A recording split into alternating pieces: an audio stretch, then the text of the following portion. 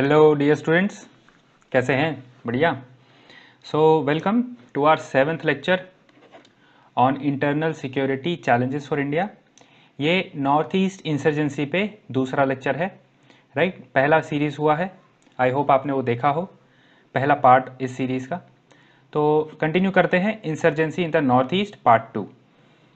फटाफट revision as usual. तो हमने पिछले लेक्चर में insurgency in the north east India को शुरुआत की थी। इंट्रोडक्शन देखा था, स्टेट्स के बारे में देखा, 8 स्टेट्स हैं, 7 सिस्टर्स हैं, रीजन के बारे में देखा, थोड़ी सी ज्योग्राफी समझी।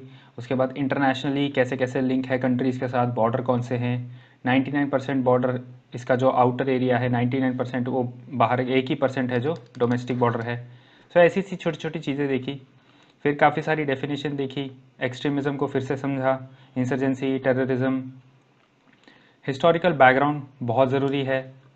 प्री और पोस्ट इंडिपेंडेंस में हमने इसको तोड़ा और अलग अलग से इसको समझा, ठीक है, प्री और पोस्ट इंडिपेंडेंस। फिर ये एक इम्पॉर्टेंट लीडर हैं, अनगामी जापू फिज़ो। फिर प्रेजेंट सिचुएशन क्या है नॉर्थ ईस्ट में, गवर्नमेंट फिगर्स के साथ हमने इसको समझा।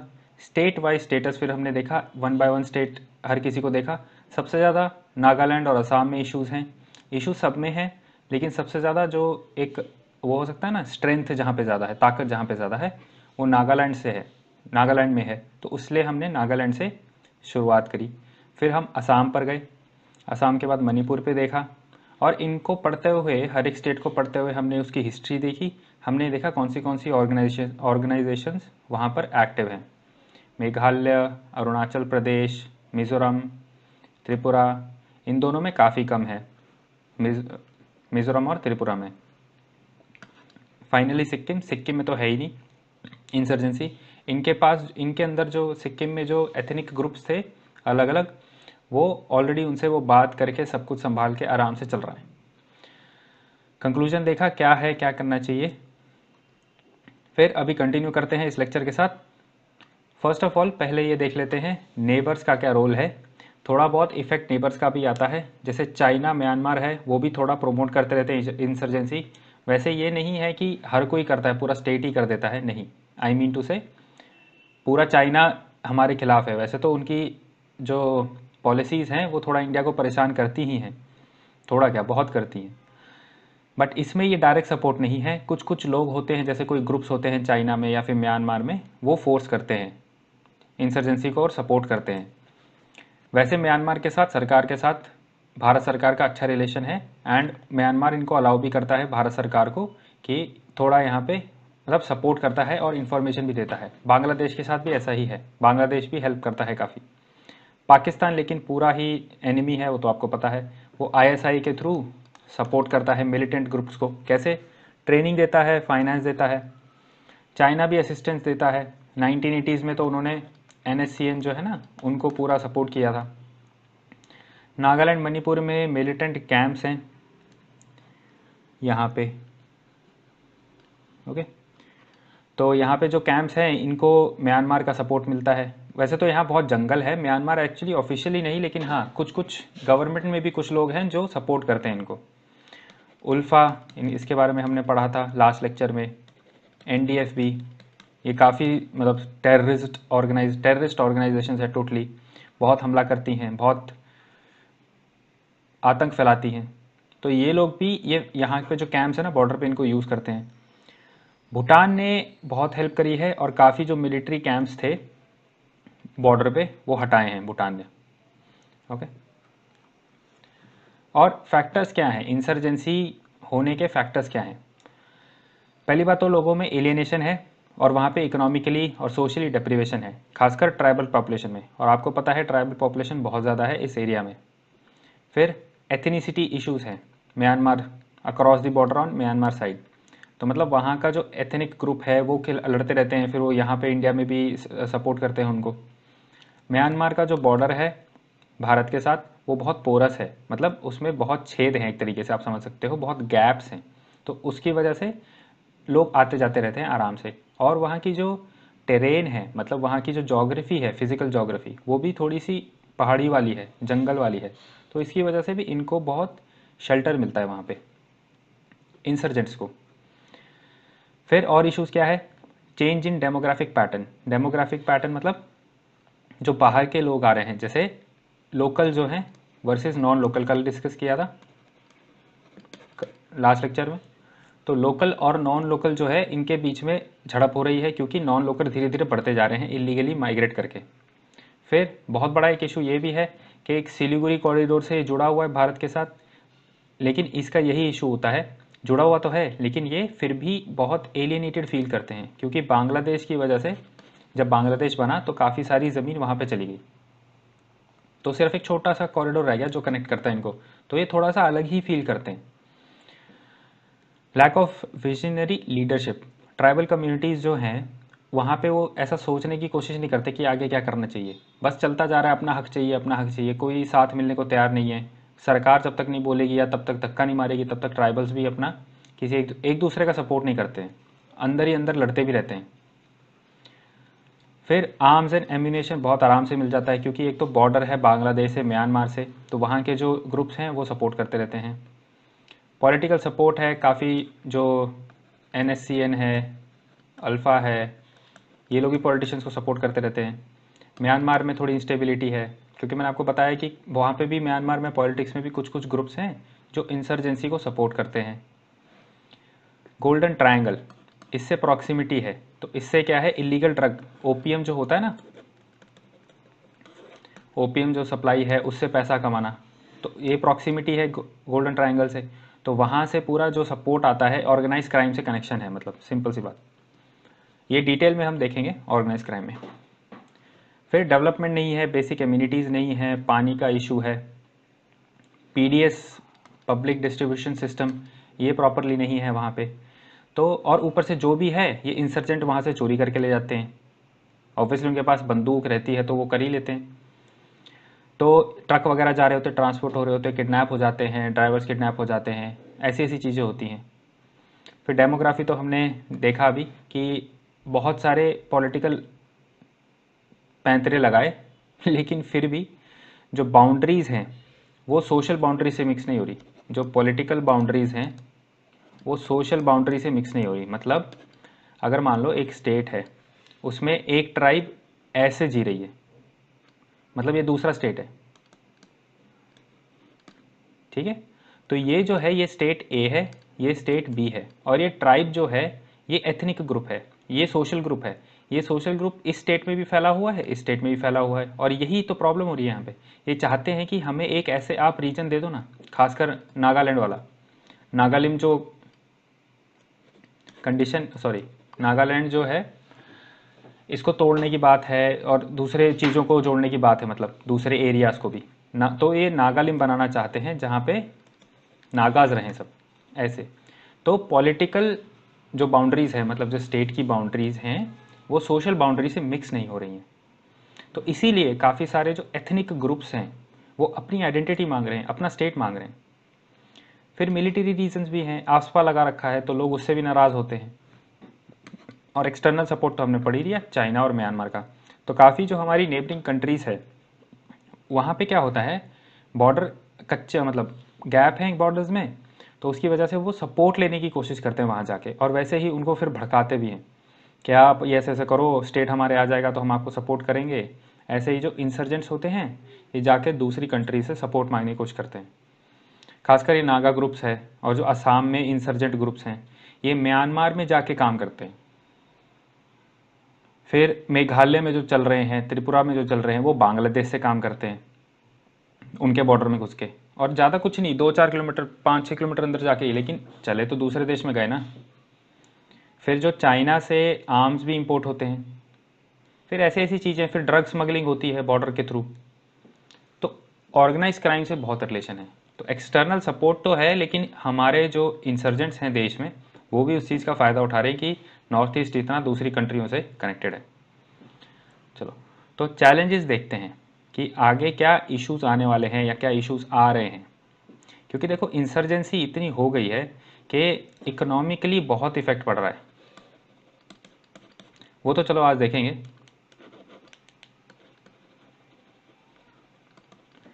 पहले देख लेते हैं चैलेंजेस क्या हैं, कि जो इंसर्जेंसी है उससे रिलेटेड कि वो इतना बढ़ क्यों रही है या क्यों इतना कंटिन्यू हो रही है। तो ये तो हमने अभी पढ़ा कि लिंक विद ऑर्गेनाइज क्राइम। तो नॉर्थ ईस्ट में एक्सटॉर्शन बहुत बड़ी चीज़ है। बहुत सारे इंसर्जेंट ग्रुप्स एक्सटॉर्शन करते हैं, जो ऑयल है, कोल है, उसको वहाँ पे जाके जो रिफाइनरीज हैं उनको, जैसे मैंने आपको कल बताया, लास्ट लेक्चर में बताया था, सिक्योरिटी का पैसा लेते हैं कि आप पे अटैक नहीं होगा, आप पैसा दो हफ्ता। तो ये मेजर एक सोर्स है फंडिंग का। फिर इलीगल आर्म्स, ड्रग्स, किडनैपिंग, ये सब में भी इनके लिंक्स हैं। फिर माओइस्ट भी आ गए हैं नॉर्थ ईस्ट में। ये जो इनका रेड कॉरिडोर होता है ना माओइस्ट का, हमने पढ़ा है रेड कॉरिडोर, ये भी यहाँ पे एक्सटेंड हो गया है, यहाँ तक आ गए हैं वो लेकर इसको। क्योंकि ये प्रूफ है कैसे कि 2013 में बहुत अरेस्ट हुए थे माओइस्ट लीडर के, बड़े बड़े जो थे लीडर्स, माओइज्म के जो बड़े बड़े लीडर्स थे, वो यहाँ से अरेस्ट हुए थे। तो वहाँ से पता चलता है कि यहाँ तक ये पहुँच गए, उस अरेस्ट से पता चलता है।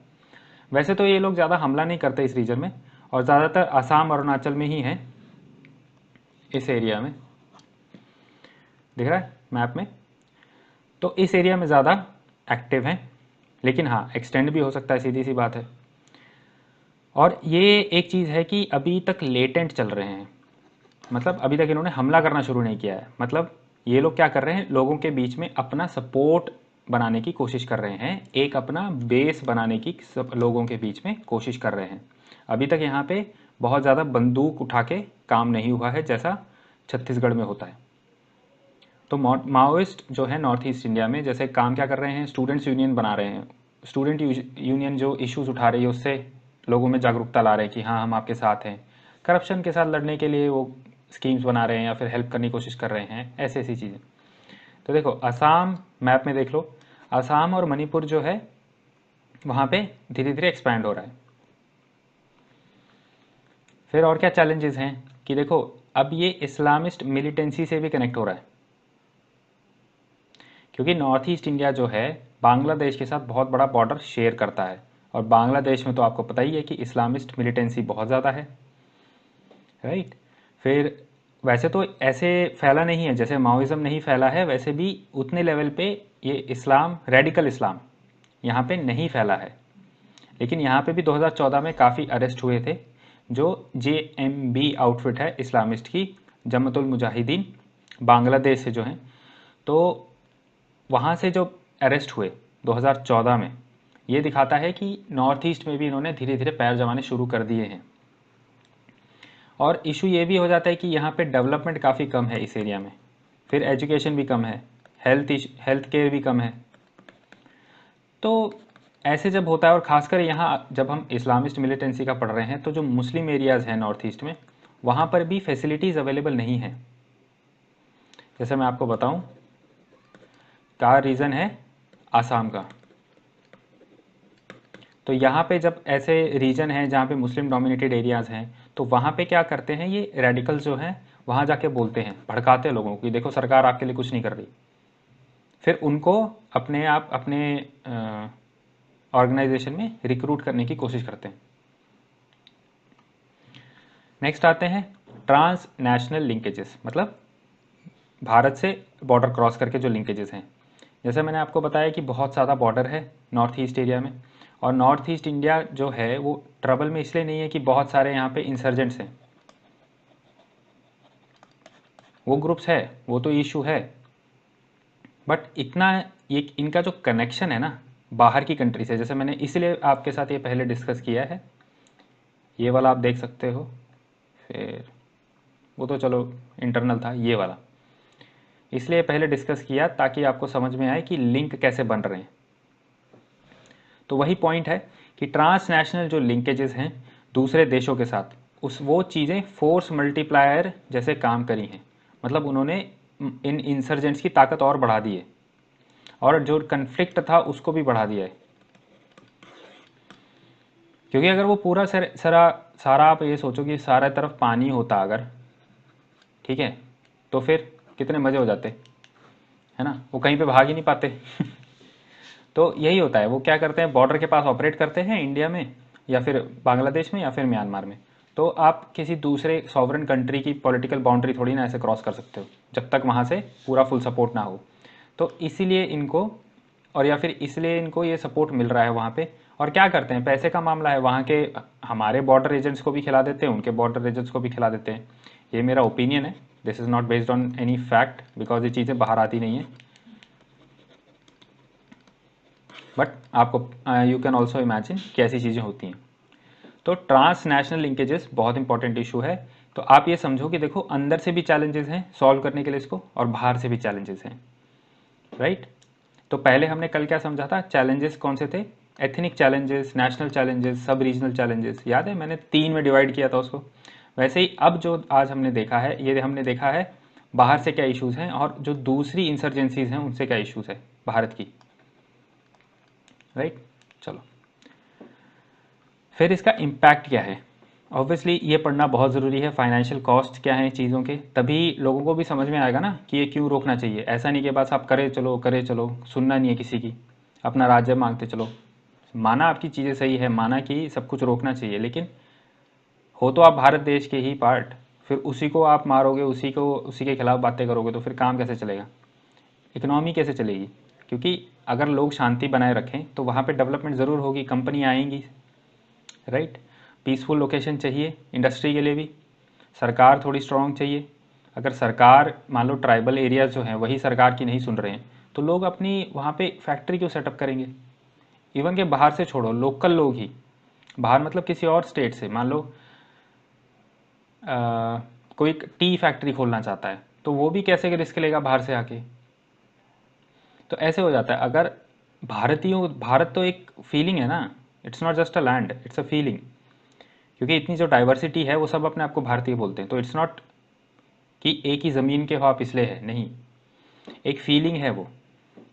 तो वैसे चीज़ से सोचेंगे तो अपने ही जब दूसरे लोग हैं तो ऐसा करेंगे तो ठीक है। एनीवेज, तो ये थोड़ा सा यहाँ पे इशू है, बट कोई बात नहीं, जो होता है होता है। हिस्ट्री है वो भी अपनी जगह बिल्कुल सही है, उनको भी इश्यूज हो रहे हैं। आप सोचो ना, पॉलिटिकल आइडेंटिटी पूरी उनकी गायब हो रही है, खतरा है गायब होने को, तो फिर कोई ना कोई तो काम अपना उठाएगा ही। और फिर ऑनेस्ट, और एक और बात ये होती है कि जो ऑनेस्ट डिमांड होती है ना, जो लोग ऑनेस्ट डिमांड करते हैं, दूसरे लोग जो होते हैं ना, पावर हंग्री लोग, है ना, पावर के भूखे या चीज़ों का गलत फ़ायदा उठाने वाले या फिर सेल्फिश लोग, वो फिर आके इन ऑनेस्ट पीपलों की डिमांड में घुस जाते हैं और फिर वही इंसर्जेंसी बन जाती है या कुछ और बन जाता है उसका। ऐसे होता है। क्योंकि देखो, फाइनेंशियली ये लोग क्या कर रहे हैं, एक्सटॉर्शन कर रहे हैं एट्सेट्रा, ऐसी चीज़ें कर ही रहे हैं ना, पैसा तो कमाना ही है। तो अगर ये शांति बनाए रखें तो इंडस्ट्री भी तो आएगी, काम क्यों नहीं होगा। नॉर्थ ईस्ट इंडिया, जैसे मैंने आपको बताया पिछले लेक्चर में, ये गेटवे है चाइना की तरफ, म्यांमार की तरफ और साउथ ईस्ट एशिया की तरफ। तो फिर क्यों नहीं इसको एक हब बना सकते हैं, सीधी सी बात है। बट वो कैसे बनेगा, दूसरे जो देश हैं, बांग्लादेश से जैसे रूट निकाल सकते हैं, और बात भी चल रही है इस पर, तो डायरेक्ट रूट निकाल के सीधा साउथ ईस्ट एशिया जाओ, ये भी एक इम्पॉर्टेंट चीज़ है। तो ऐसी चीज़ें कब होंगी, जब रीजन शांत होगा तब।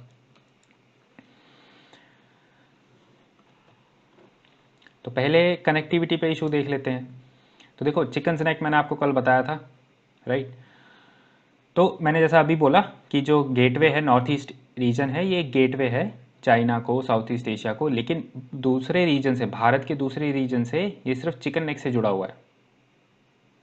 तो सारे रूट्स जो है वो इसी से पास करते हैं, और गुवाहाटी जो है वो एक नोडल पॉइंट है, यहाँ पे ज़्यादातर चीज़ें आके रुकती हैं, है ना, हब है एक तरीके से। तो इशू क्या है कि यहाँ से जब कोई चल के आएगा या फिर गाड़ी लेकर आएगा, और यहाँ पे जब इतने एरिया में अगर कोई भी डिस्प्यूट होता है, तो फिर शांति भंग होगी, ट्रेड भंग होगा, है ना, कोई भी डिस्टर्बेंस होगी। ब्रह्मपुत्र वैली में, ब्रह्मपुत्र यहीं से निकलती है, तो ब्रह्मपुत्र वैली में अगर कोई भी डिस्टर्बेंस होगी तो फिर क्या होगा, पूरा रीजन स्टैंड स्टिल पे आ जाएगा, क्योंकि ये छोटी सी तो गर्दन है, ये सारी ब्लॉक हो जाएगी, है ना। तो और आपको एक छोटा सा फैक्ट बताऊं कि ये जो चिकन नेक है ये कैसे डिस्ट्रीब्यूट हुआ था, ये रैडक्लिफ लाइन के अंतर्गत डिस्ट्रीब्यूट हुआ था। एक तो ये रीज़न हो गया कनेक्टिविटी का। दूसरा रीज़न कनेक्टिविटी का ये हो गया, मिलिटेंसी होती है, तो दूसरे कंट्रीज़ के साथ भी हम, जैसे बांग्लादेश है, उनके साथ भी मिल बांट के कोई हाईवे नहीं बना पा रहे हैं। फिर कनेक्टिविटी की वजह से टूरिज़्म भी नहीं हो रहा है। इतना पोटेंशियल है इस रीजन में, इतना खूबसूरत है माशाल्लाह, वेरी ब्यूटीफुल प्लेस, बट उसका हम फ़ायदा ही नहीं उठा पा रहे, ओनली बिकॉज मिलिटेंसी।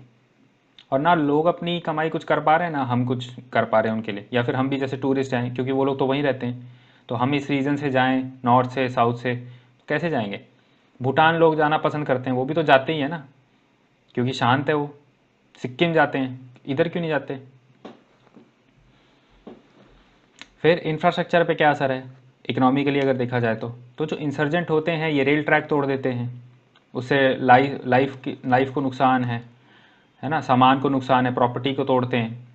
फिर उसके बाद जो ट्रैवलर आते हैं उनको भी डराते हैं। तो ये सब चीज़ें अच्छा वो नहीं करती ना इंप्रेशन, कितनी सारे लोग टूरिज्म पे डिपेंडेंट हैं।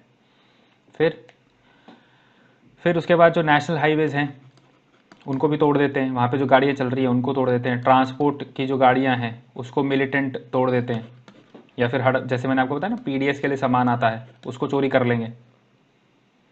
फिर गुड्स का जो ट्रक आते हैं उसको लूट मारते हैं ये लोग। फिर ऐसे काम कैसे चलेगा, इकोनॉमी कैसे चलेगी। फिर जो नेशनल प्रोजेक्ट्स हैं वहाँ पे सड़कें सड़कें हैं, फिर उसके बाद जो ट्रेन्स हैं वो भी रुका हुआ है, क्योंकि मिलिटेंट्स वहाँ पे प्रोग्रेस को रोक रहे हैं। ये लोगों को समझना होगा। उनको बोलते हैं आओ मेरी क्लास अटेंड करो, है ना। तो फिर इंडस्ट्री पे क्या असर होता है, पेट्रोलियम और टी, ये ज़्यादातर वहीं पे यही है। इसमें पॉलिटिकल पार्टीज़ जो होती हैं यहाँ की लोकल, थोड़ी बहुत कुछ पॉलिटिकल पार्टीज़ ये बोलती हैं कि आप हमारे रिसोर्स लेके जा रहे हो, जैसे ब्रेन ड्रेन होता है ना इंडिया में, इंडिया का, तो वैसे ये बोलते हैं कि आप हमारा जो रिसोर्सेज है वो ड्रेन कर रहे हो, आप यहाँ से हमारी चाय लेके जा रहे हो। तो कोई भी पॉलिटिकल मूवमेंट होती है वो इसी पे रोक लगाती है, नहीं आप इसको बाहर नहीं लेके जाओगे, बाहर मतलब even into India, even into central India, वहाँ तक भी ले जाने के लिए यहाँ पे इशू क्रिएट होता है। ऑयल रिच असम है, असम में ऑयल है, वहाँ पे जो मिलिटेंट्स हैं वो पाइपलाइन ख़राब करते हैं, कहते हैं कि भारत जो है वो नेचुरल रिसोर्सेज लेके जा रहा है हमारे। अरे तुम भी तो भारत के पार्ट हो, लेकिन ये सब प्रोपोगेंडा ही है ना। फिर इन्वायरमेंट पे भी डैमेज करते हैं। इन्वायरमेंट से आपको पता है कि अगर इन्वायरमेंट ठीक नहीं रहेगा तो लोगों की हेल्थ ठीक नहीं रहेगी, उससे ह्यूमन कैपिटल पे कॉस्ट आता है। इसमें क्या होता है कि जो इंसर्जेंट्स होते हैं ये जंगल में रहते हैं, तो जंगल को ख़राब भी करते हैं, वहाँ के रिसोर्सेज यूज़ करते हैं। फिर ये थोड़ी ना ऐसा सोचेंगे कि चलो हमें इसको दोबारा उगाना है, नहीं। तो वहाँ पे अब उससे क्या होता है, जो कंजर्वेशन एक्टिविटीज़ होती हैं, जो लोग कंजर्वेशन करने जाते हैं वो भी नहीं जाएंगे वहाँ तक, क्योंकि वहाँ पे इंसर्जेंट्स रहते हैं, वो क्यों जाएंगे, जान का खतरा थोड़ी ना लेंगे। तो इससे क्या है, जो कंजर्वेशन भी रुकती है, चीज़ें ख़राब भी हो रही हैं, और जो इन्वायरमेंट है उसको आप प्रोटेक्ट भी नहीं कर पा रहे हो, क्योंकि वहाँ पे इंसर्जेंट्स हैं। फिर इंडियन फॉरेस्ट डिपार्टमेंट जो होता है वो भी वहाँ पे जा नहीं पाता है विदाउट सेफ्टी, और कोई भी मतलब विदाउट सेफ्टी क्या वहाँ पे कैसे जाएगा, कंजर्वेशन करने जा रहे हो, लड़ने थोड़ी ना जा रहे हैं। बेचारे सीआरपीएफ के जवान मर जाते हैं, तो ये मतलब एक नॉर्मल फॉरेस्ट सर्विस डिपार्टमेंट का ऑफिसर क्या करेगा, राइट। तो यहाँ के जो नेचुरल रिसोर्सेज हैं वो वेस्ट हो रहे हैं इसी वजह से। फिर ऊपर से इकोलॉजी भी फ्रेजाइल है, मतलब जैसे चेरापूंजी था, सबसे ज़्यादा बारिश होती थी, अभी मौसम राम में होती है, तो ऐसे चीज़ें चेंज होती हैं, राइट। तो ये लोग जो हैं, एक जैसे यहाँ पे एग्जांपल दूँ मैं, डीन्यूडेशन मतलब जंगल को सीधा सीधा काट देते हैं, 1 एकड़ 4 एकड़ 5 एकड़ ऐसे ऐसे काट देंगे, और पैचेस में काटते हैं, मतलब एक साल एक कहीं पे रहेंगे, फिर ऐसे मूव भी करते रहते हैं ना ये लोग। तो इन दी एंड क्या कर रहे हैं, डिस्ट्रॉय कर रहे हैं चीज़ों को, और सबसे बड़ी बात हम जाके उसको कंजर्व भी नहीं कर पा रहे, क्योंकि क्या पता कहाँ से अटैक हो जाए।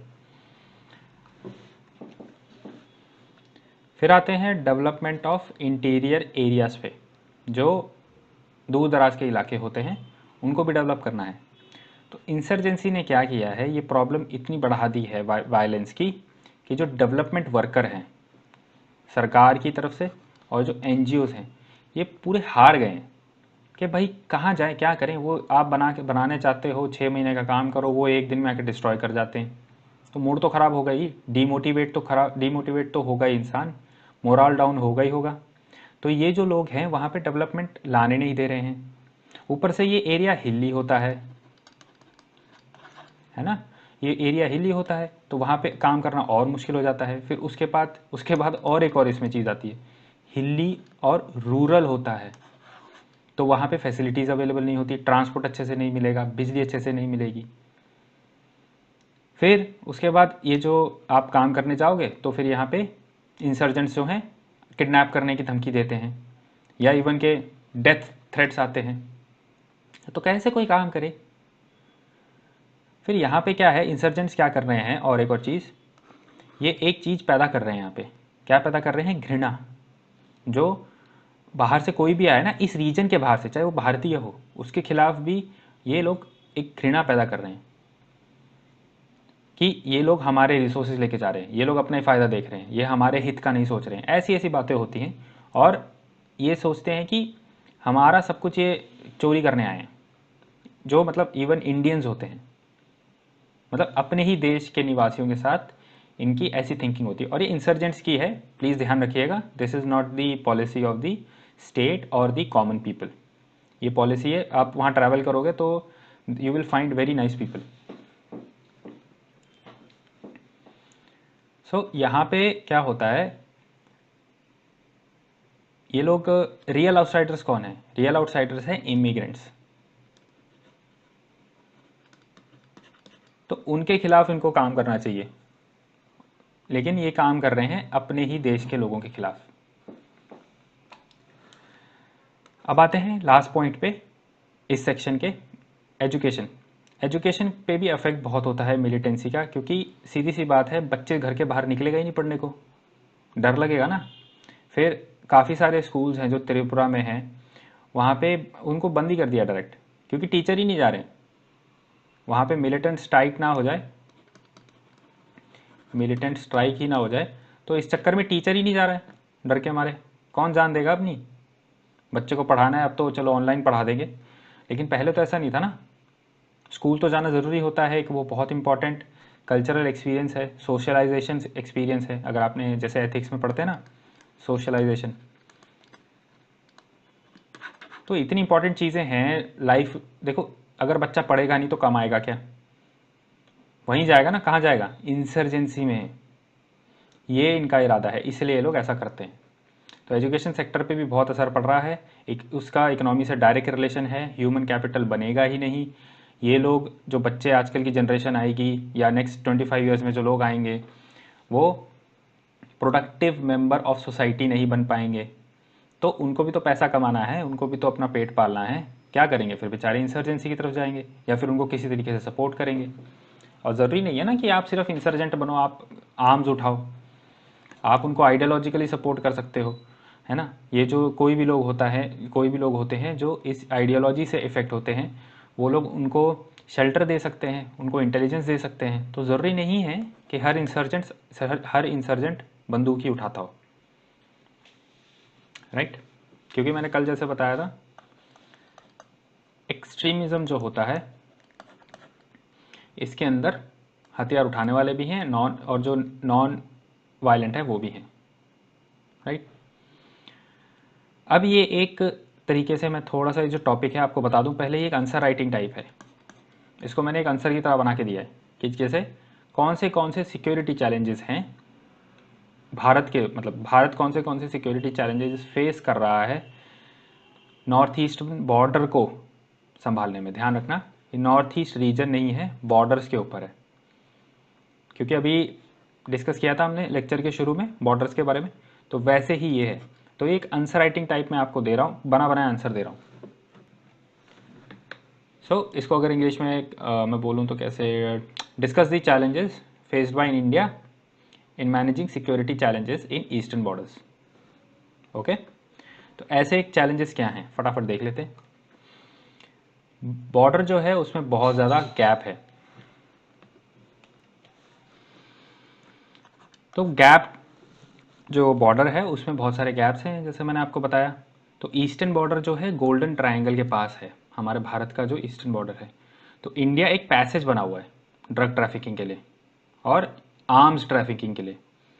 जो इंसर्जेंट होते हैं नॉर्थ ईस्ट स्टेट में, जैसे एनएनसी है, मिजो नेशनल फ्रंट है, ये दूसरे बॉर्डर के अक्रॉस से दूसरे कंट्रीज से इनको आर्म्स मिलता है, क्योंकि ये सपोर्ट करते हैं ना, ये जो ड्रग फ्लो हो रहा है उसको सपोर्ट करते हैं और बदले में इनको आर्म्स मिलते हैं, सिंपल।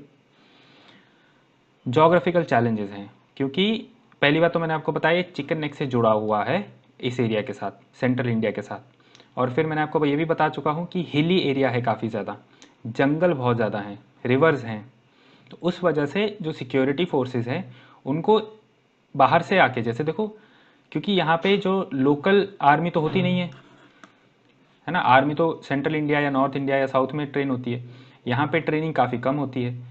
तो यहाँ पे जब आके उनको हैंडल करना होता है, ऐसा नहीं कि ट्रेन नहीं होते, अच्छे से ट्रेन होते हैं, लेकिन ये रीजन में जो बड़ा होता है ना, जो पैदा होता है 20 साल से है, उसको हर चीज़ समझ में आती है। तो इसीलिए ये एक रीज़न है कि इंसर्जेंट्स थोड़ा उनके पास अपर हैंड है। ये अगेन एक थोड़ा सा इसमें ओपिनियन भी है, लेकिन आप ये आई थिंक इस पर अग्री करोगे, मुझे पता है इस पर अग्री करोगे कि वहाँ पे जो बड़ा पला बड़ा है इंसान, उसको बहुत नॉलेज होगी उस एरिया की। Border fencing issue, India Pakistan border पे तो काफ़ी हो गया है, काफ़ी हद तक हो गया है, बहुत सक्सेसफुल भी रहा है, क्योंकि वहाँ ज़्यादातर ज़मीन समतल है, लेवल पे है। यहाँ लफड़ा क्या है, यहाँ प्रॉब्लम क्या है, पानी रिलेटेड जो लैंडफॉर्म्स हैं बहुत ज़्यादा हैं, मार्शेस, स्वॉम्प्स, बड़ी बड़ी रिवर्स, तो बाउंड्री के ऊपर से जा रही, जैसे ब्रह्मपुत्र फ्लो करती है बांग्लादेश में, कैसे ब्लॉक करोगे आप, वहाँ क्या करोगे। तो इनोवेटिव एक तरीका बना रहे हैं कि फ्लोटिंग फेंसेस रखें, तो वो चल रहा है, लेकिन हाँ ये एक इशू है ही, बॉर्डर फेंसिंग इशू है। फिर लैंड एक्विजिशन के इशू हैं, डिले है, सीधी सी बात है, वो तो पूरे भारत में ही है, चाहे आप नॉर्थ ईस्ट ले लो, चाहे आप कोई और एरिया ले लो, काफ़ी जगह डिले आते ही आते हैं। तो इससे क्या है, बॉर्डर फेंसिंग में टाइम लग रहा है, ऑलराइट, और बॉर्डर आउटपोस्ट खड़े करने में टाइम लग रहा है। और फिर कई जगह तो प्रोटेस्ट भी कर देगी, आप यहाँ बॉर्डर मत बनाओ, सॉरी फेंसिंग मत करो, है ना, यहाँ पे आउटपोस्ट मत बनाओ, हमारी ज़मीन है, ऐसे ऐसे। तो वो लोग सोचते हैं कि भारत के जो दूसरे लोग हैं या फिर भारत सरकार जो है, इनकी ज़मीन हड़प रही है, इनके रिसोर्सेज हड़प रही है, जैसा मैंने अभी डिस्कस किया। वो लोग ये नहीं देख पा रहे हैं, क्योंकि मिलिटेंट्स देखने भी नहीं दे रहे उनको कि ये उन्हीं के फ़ायदे के लिए है। फिर इन्वायरमेंटल क्लियरेंसेस क्या हैं, इसके अंदर जैसे यहाँ पे बहुत फॉरेस्ट हैं और नेशनल पार्क्स हैं, टाइगर रिजर्व्स हैं, तो इसकी वजह से भी बॉर्डर फेंसिंग, रोड बनाने में, आउटपोस्ट, बॉर्डर आउटपोस्ट बनाने में, कंस्ट्रक्शन, ये सब करने में टाइम लग रहा है, क्योंकि क्लियरेंस नहीं मिल पा रही है। मिल जाती है, डिले के साथ मिलती है, क्योंकि काफ़ी सारे फैक्टर देखने पड़ते हैं। टाइगर रिजर्व्स हैं, उनका जो पाथ होता है टाइगर्स का, उसको देखना होता है, फिर वो छोटा ना हो जाए, एंड सो ऑन। फिर काफ़ी सारी इंसर्जेंसीज आती रहती हैं, होती रहती हैं, क्योंकि वहाँ पे एक तो डेवलपमेंट नहीं है, उसकी वजह से लोग अट्रैक्ट होते हैं। देखो ये एक विश्व सर्कल बनता जा रहा है, डेवलपमेंट कम है, उससे लोग इंसर्जेंसी पे अट्रैक्ट हो रहे हैं, इंसर्जेंसी पे अट्रैक्ट हो रहे हैं, तो उसकी वजह से डेवलपमेंट कम हो रहा है, क्योंकि अभी डिस्कस किया ना हमने इकोनॉमिक चैलेंजेस ऑफ इंसर्जेंसी, तो डेवलपमेंट कम हो रहा है। तो ये एक विशियस साइकिल बनता जा रहा है, ये एक दूसरे को ही फीड करते जा रहे हैं, खाना खिलाते जा रहे हैं, तू भी ना हो, तू भी ना हो, हम ऐसे। फिर ये एक लिस्ट बनाई है, इसको आप देख सकते हैं, कौन सा इंसर्जेंट ग्रुप क्या मांगता है, इसको आप आराम से पढ़ सकते हैं, ये सिर्फ नॉलेज के लिए है, ये मैं ऑलरेडी आपके साथ डिस्कस कर चुका हूँ, ये एक सिर्फ टेबल फॉर्म में है, तो लास्ट लेक्चर में मिस हो गया था, तो इस लेक्चर में मैंने डाल दिया है, तो इसको आप सिर्फ ऐसे पढ़ लीजिएगा whenever you want to read, सिर्फ। और ये हमने सारा डिस्कस कर लिया है, जो जो मेजर है सारा डिस्कस हो चुका है। फिर एडमिनिस्ट्रेटिव अरेंजमेंट्स क्या हैं, मतलब पहले तो हम सारे देख लेंगे, गवर्नमेंट स्टेप्स जो हैं वो मैं नेक्स्ट लेक्चर में लूँगा एक साथ। इसमें हम ये देखेंगे कि फ़िलहाल मिनिस्ट्री लेवल पे क्या हो रहा है, डिपार्टमेंट्स क्या क्या हैं, फिर उसके बाद कॉन्स्टिट्यूशनली चीज़ें क्या क्या मिल रही हैं, ऑलराइट।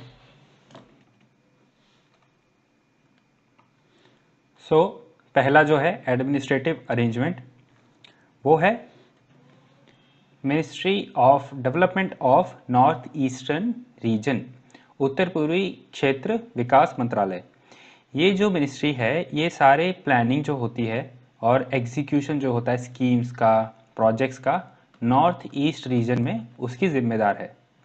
और ये क्यों कर रहे हैं, क्यों स्पेशल मिनिस्ट्री बनाई है, ताकि जो नॉर्थ ईस्ट रीजन है, उत्तर पूर्वी क्षेत्र है, उसकी डेवलपमेंट जो है, सोशल इकोनॉमिकल डेवलपमेंट जो है, उसकी स्पीड बढ़ाई जाए।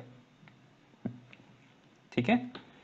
और इसका विजन क्या है, विजन यही है, जैसा मैंने अभी बोला, सोशो इकोनॉमिक जो डेवलपमेंट है उसकी स्पीड बढ़ाई जाए, ताकि ये बाकी जो देश है अपना, इंडिया का जो बाकी देश है, नॉर्थ साउथ वेस्ट, ये जो रीजन है उसके साथ ईस्ट पहुंच पाए। मतलब जितने लेवल पे नॉर्थ साउथ और वेस्ट डेवलप्ड है, उतने ही लेवल पे ईस्ट भी डेवलप हो पाए। तो ये इसका विजन है, पैरिटी लाना है, बराबरी लाना है। जो ये पीछे पिछड़ा हुआ वर्ग फील करते हैं अपने आप को, वर्ग तो नहीं कह सकते, क्षेत्र, तो वैसा फील ना करें, ये एम है इसका। फिर एक मिनिस्ट्री ऑफ होम अफेयर्स में एक डिवीजन है, नॉर्थ ईस्ट डिवीजन। जैसे लेफ्ट विंग एक्सट्रीमिज्म के लिए एक डिवीजन था, वैसे ही एक नॉर्थ ईस्ट डिवीजन है।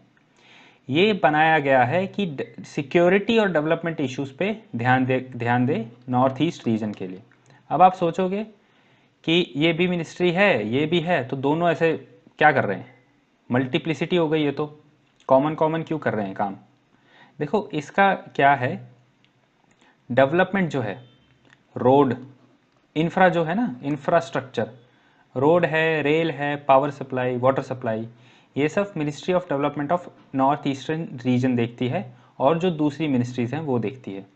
लेकिन जो सिक्योरिटी के मामले हैं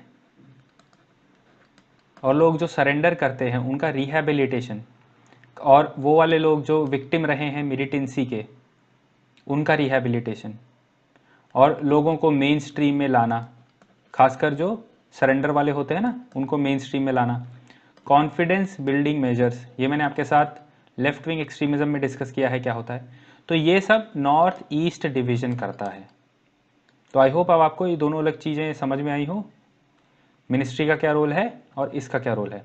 मिनिस्ट्री ये जो होती है, ministry of development of north eastern reason, ये ओवरऑल प्रोजेक्ट्स देखती है और जो दूसरी मिनिस्ट्रीज़ है उनके साथ भी काम करती है। लेकिन जो सिक्योरिटी रिलेटेड जो भी है वो नॉर्थ ईस्ट डिवीजन देखता है। लॉ एंड ऑर्डर सिचुएशन का यही देखते हैं। जैसे लोगों से बात करनी हो, मान लो इंसर्जेंट से बात करनी हो, कोई भी बढ़ावा जो होगा, बढ़ावा इन द सेंस कॉम्प्रोमाइज़ के लिए अगर कुछ भी करना होगा, जो भी बातें करनी होंगी, वो नॉर्थ ईस्ट डिवीजन करेगा, ना कि मिनिस्ट्री, क्योंकि ये मिनिस्ट्री ऑफ होम अफेयर्स का होता है।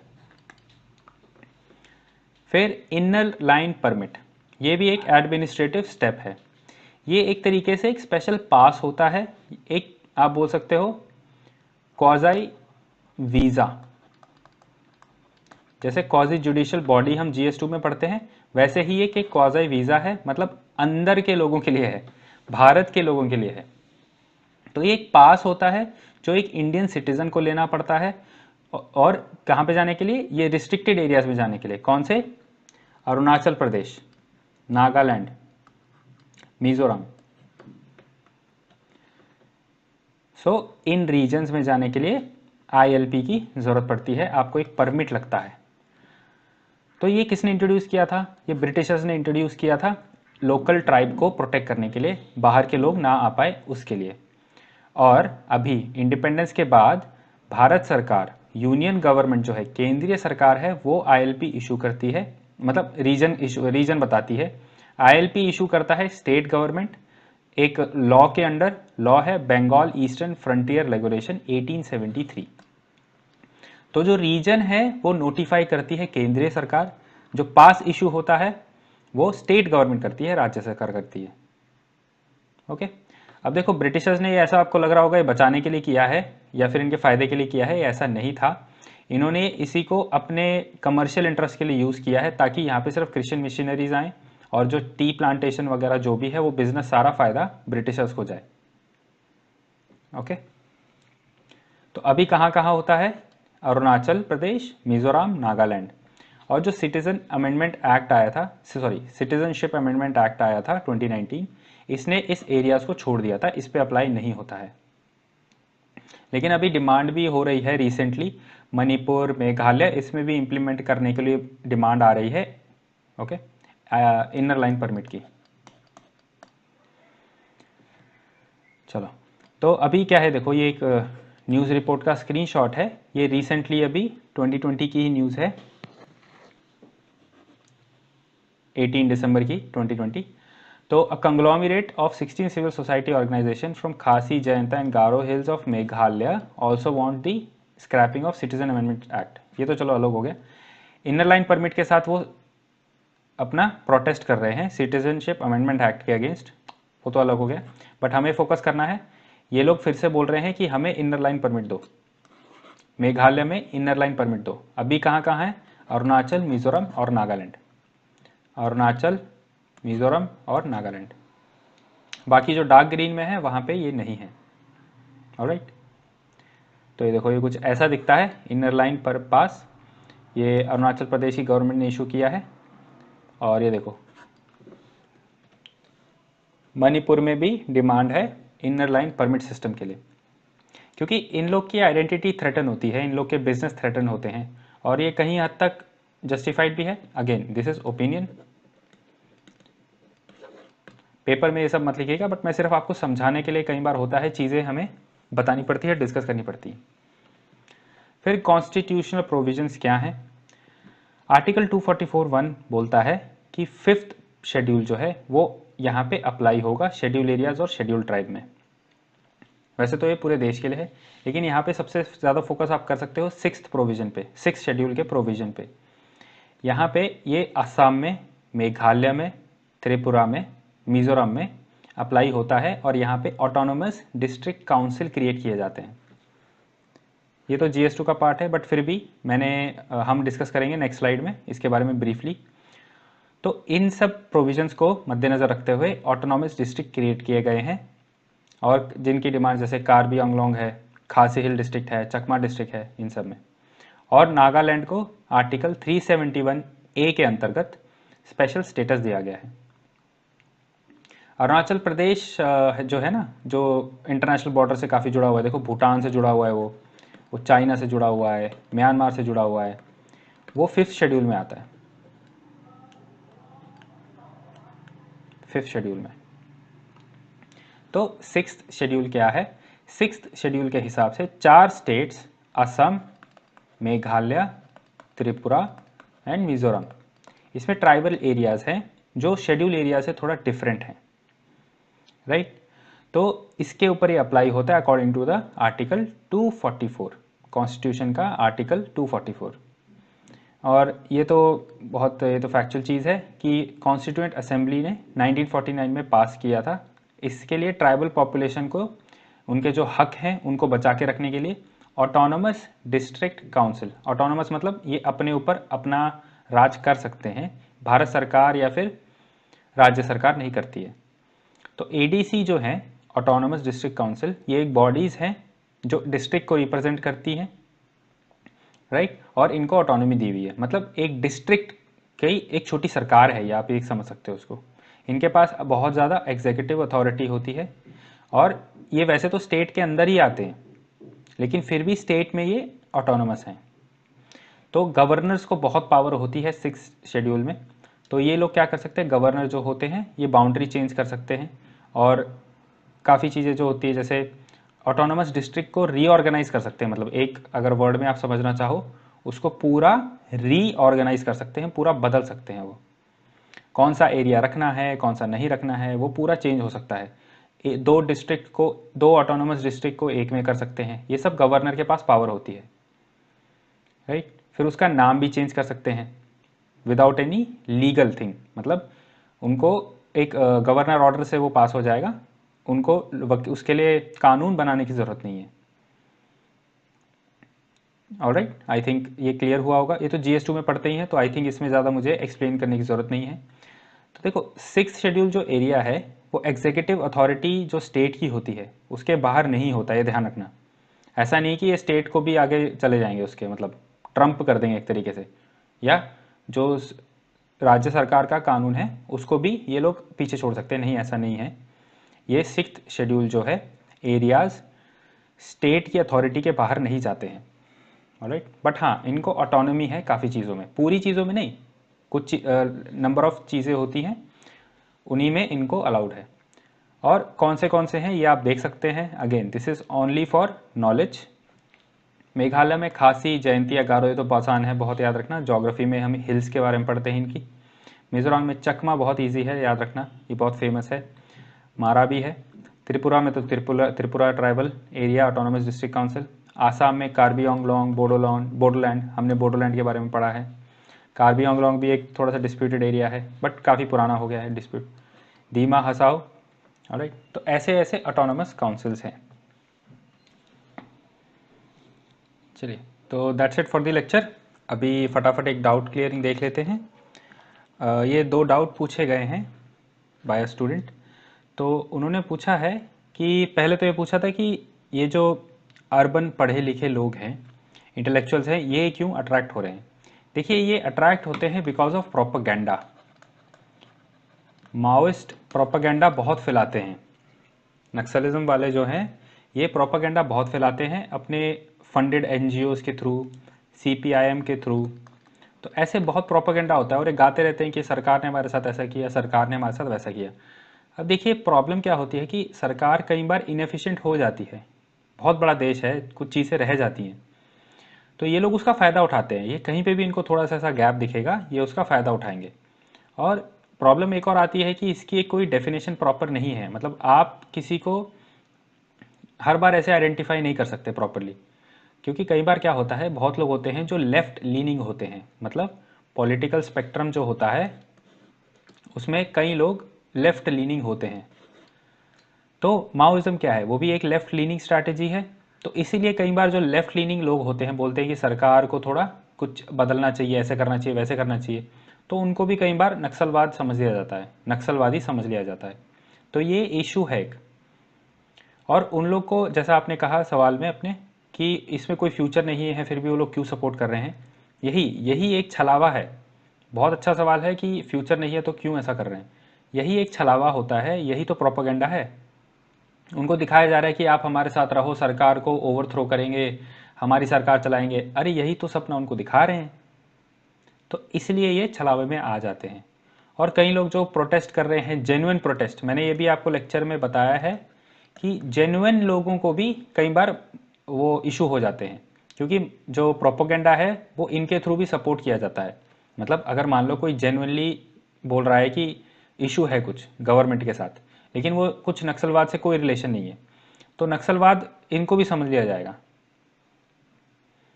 राइट। अब देखो, हर चीज़ मैं यहाँ पे बोल नहीं सकता क्योंकि ये एक प्लेटफॉर्म है और मेरे पास कोई प्रूफ भी नहीं है। लेकिन ये है, ये बात है, पक्की है, आरटीआई के थ्रू पता लगी है कि कोई प्रॉपर डेफिनेशन फिलहाल नहीं है, राइट। तो और क्या होता है कि देखिए, जो इस आइडियोलॉजी को फॉलो करते हैं वो ऐसा सोचते हैं कि सरकार उनकी मदद नहीं करेगी, राइट।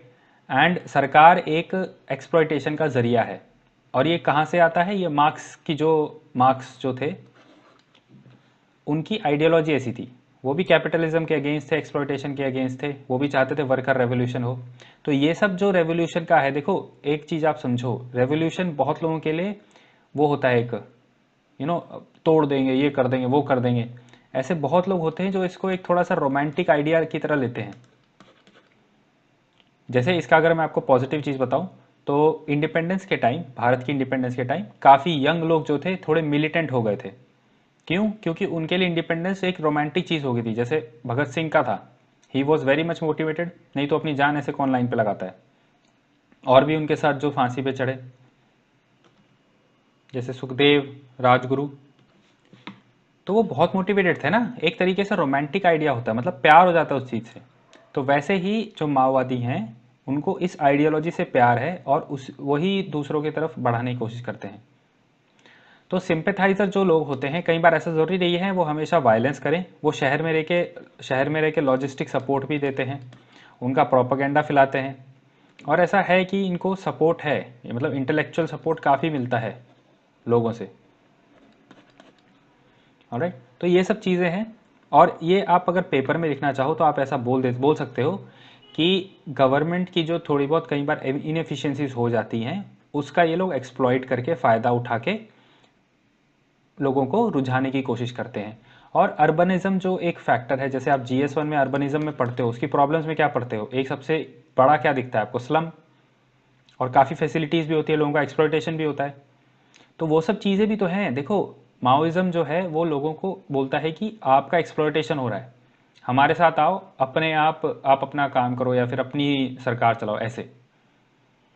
तो इस वजह से लोग अट्रैक्ट हो जाते हैं। फिर आपका सेकेंड डाउट था टैक्टिकल काउंटर ऑफेंसिव कैंपेन पे, कि ये इस टाइम पे क्यों होता है और रिक्रूटमेंट इसके बाद क्यों होती है। तो पहले ये बात है कि जो TCOC है ये एक मिलिट्री कैंपेन होता है माओवादियों द्वारा। ये वो इसमें लिटरली अटैक करते हैं CRPF पे और जो भी इंस्टॉलेशंस होती हैं उनकी इंफ्रास्ट्रक्चर पे।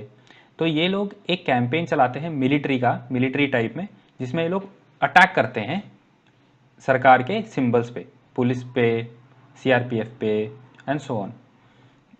अब ये इस टाइम पे क्यों करते हैं? इस टाइम पे इसलिए करते हैं, जैसे हमारी टीम ने भी आपको जवाब दिया था कि समर टाइम होता है, आ रहा होता है, और इस टाइम पे एक मेन रीज़न ये है कि इस टाइम पे ये क्यों करते हैं स्प्रिंग टाइम पे, क्योंकि वहाँ पे कुछ काम नहीं रहता है, तो रिक्रूटमेंट आसान हो जाती है। तो जो लोकल्स हैं वो थोड़ा फ्री रहते हैं, और इनका एग्रीकल्चर है ना, ज़्यादातर उनकी ऑक्यूपेशन क्या होती है, एग्रीकल्चर बेस्ड। तो इस टाइम पे ज़्यादा काम नहीं होता है, और इस टाइम पे सरकार के जो ऑपरेशंस हैं, पुलिस के जो ऑपरेशंस हैं, वो थोड़े मुश्किल हो जाते हैं, क्योंकि पत्तों की वजह से आप लोगों के पैर का जो होता है ना ट्रैक, गाड़ियों का ट्रैक, वो सब फॉलो नहीं कर पाते। तो इससे माओवादी को बहुत फ़ायदा होता है। ओके, तो ये क्या होता है, TCOC एक 3 से 4 महीने का ऑपरेशन होता है, जिसमें ये लोग बहुत वायलेंट अटैक करते हैं सिक्योरिटी फोर्सेस पे। और इससे क्या करना चाहते हैं ये लोग अपना जो एरिया होता है उस पर अपना निशान डालना चाहते हैं कि हाँ ये हमारा है।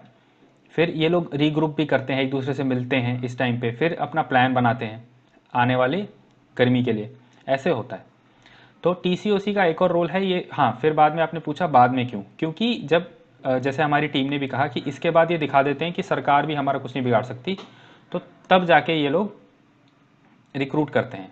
ये जो TCOC है एक तरीके से एडवर्टाइजमेंट है, माओवादी अपनी ताकत का एडवर्टाइजमेंट करते हैं। तो इस TCOC में क्या करते हैं, अपना एरिया डोमिनेशन दिखाते हैं कि ये एरिया हमारा है, ऐसे। और उसके बाद माओवादियों को बोलते हैं देखो तुम्हारे पास कोई ऑप्शन नहीं है, मतलब ऐसे मुंह पे नहीं बोलते हैं, लेकिन उनको दिख जाता है कि बहुत ज़्यादा, मतलब क्या बोल सकते हैं आप, बहुत ज़्यादा कैजुअलिटीज़ होती हैं इनके अटैक में, बहुत ज़्यादा ऑफेंसिव होते हैं, एकदम खतरनाक वाले अटैक्स। और अभी तो ये क्या कर रहे हैं, और स्प्रेड कर रहे हैं उसको, ये जो पीरियड है इसको और स्प्रेड भी कर रहे हैं, क्योंकि सरकार के जो काम थे वो, मतलब सरकार ने जो काम करना शुरू किया इनके खिलाफ, वो काम हो रहा है, सक्सेसफुल है। तो इनके लिए सिर्फ 3-4 महीने काफ़ी नहीं रह जाते। और अभी CRPF भी बहुत रेडी रहती है चीज़ों के लिए। तो इस टाइम में वो लोग उल्टा, हम CRPF अटैक करती है इन पर। तो टैक्टिकल काउंटर ऑफेंसिव कैंपेन का काउंटर अटैक होता है सरकार के फोर्सेस के द्वारा। तो इस वजह से ये बढ़ भी रहा है इसका टाइम, क्योंकि अब इनको वही काम करने के लिए ज़्यादा टाइम लग रहा है। तो आई होप अब आपको ये समझ में आया हो TCOC का रोल क्या है, इस टाइम पे क्यों होता है और रिक्रूटमेंट बाद में क्यों होती है। फिर मैं आपके लिए एक कीवर्ड लाया हूँ, एक फ्रेमवर्क लाया हूँ, और एक ये कीवर्ड आप कुछ भी बोल सकते हो उसको, विश्वास, विकास, सुरक्षा, ट्रस्ट, प्रोग्रेस और सिक्योरिटी। ये आप किसी भी इंसर्जेंसी में डाल सकते हो, किसी भी मिलिट्री में डाल सकते हो, मिलिट्री कन्फ्लिक्ट में डाल सकते हो, कि लोगों का विश्वास जीतो, लोगों के लिए विकास लाओ और लोगों की सुरक्षा पे ध्यान दो। ये एक फ्रेमवर्क है, मतलब अगर आपको कोई आंसर सोल्यूशन लिखना हो, आंसर में कोई भी सोल्यूशन लिखना हो regarding north east, regarding Jammu and Kashmir, regarding LWE, JNK का तो हम पढ़ेंगे और अभी टेररिज्म का भी देखेंगे, तो उनमें भी आप इसको कर सकते हो कि लोगों का विश्वास जीतो, उनके लिए विकास लाओ और उनकी सुरक्षा का प्रबंध करो। राइट, चलो, तो that is all for this lecture. भी एक बार फटाफट रिव्यू कर लेते हैं।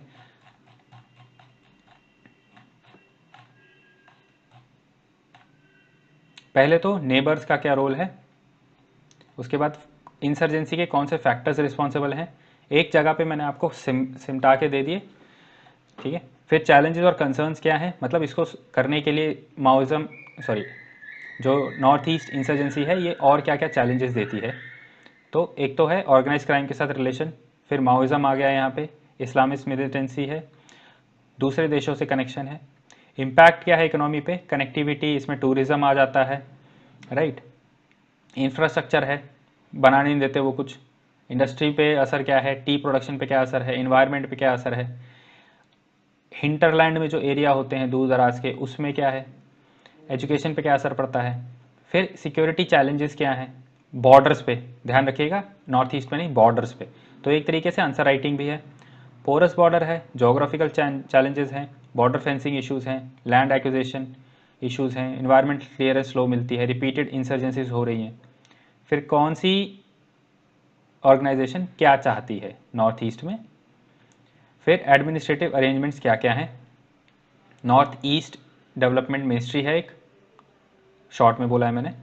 मिनिस्ट्री ऑफ होम अफेयर्स में नॉर्थ ईस्ट डिवीजन है, इनर लाइन परमिट है, कॉन्स्टिट्यूशनल प्रोविजंस हैं, 6th शेड्यूल मेन है उसमें, और फाइनली डाउट क्लियरिंग। ऑलराइट, चलो तो नेक्स्ट लेक्चर में मिलते हैं। Thank you everybody, thank you for listening. I hope ये सेशन हेल्पफुल रहा हो। कुछ भी है please write us a comment, हम इम्प्रूव करने की कोशिश करेंगे। ऑलराइट, चलो थैंक यू एवरीबॉडी, अगले लेक्चर में मिलते हैं। Bye bye, take care.